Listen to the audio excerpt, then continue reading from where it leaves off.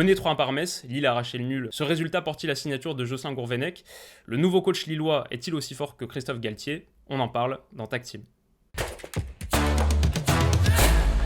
Jocelyn Gourvenec, avant Lille, c'est 2 clubs entraînés en France, Guingamp, avec un petit passage à Bordeaux. 372 matchs, 156 victoires, ça fait 1,48 points par match. C'est une Coupe de France glanée en 2014 contre Rennes, et puis surtout 2 montées avec Guingamp, National Ligue 2, Ligue 2, Ligue 1. Tu regardes les 400 matchs à peu près de Gourvenec, il doit y en avoir 390 avec une défense à 4. Il est très axé défense à 4. Ça peut être du 4-4-2, ça peut être du 4-3-3, ça peut être du 4-2-3-1. Il n'est pas non plus arrêté sur un schéma, il va l'adapter à ses joueurs.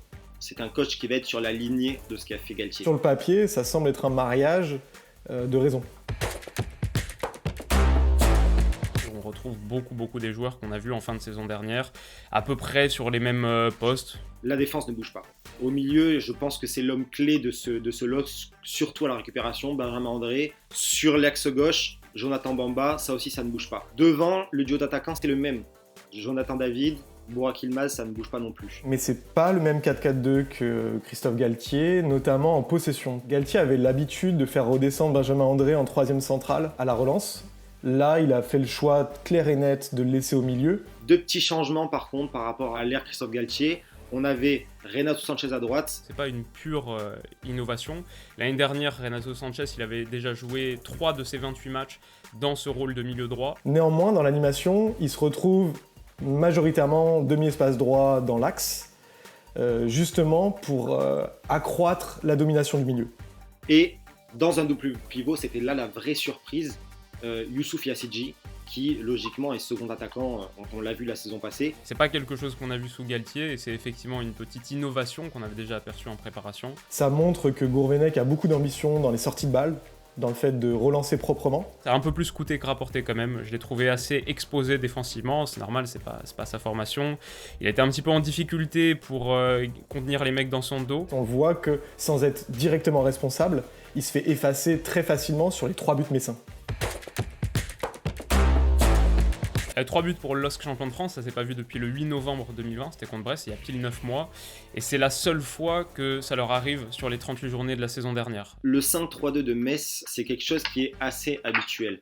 La saison passée, Metz a joué très souvent avec 5 défenseurs, notamment avec ses 2 pistons, Delanne à gauche et Santonz à droite. Et on a vu que ce système messin, il a fait beaucoup de mal à Lille sur la largeur.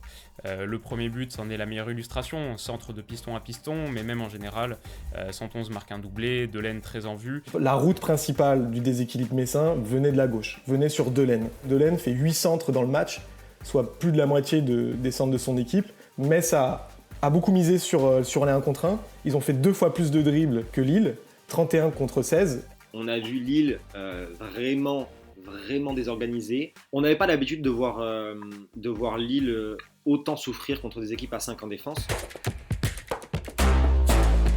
Carton rouge pour Metz. De toute façon, Gourvenec, c'est le moment pour agir. Il replace Renato Sanchez au milieu du terrain.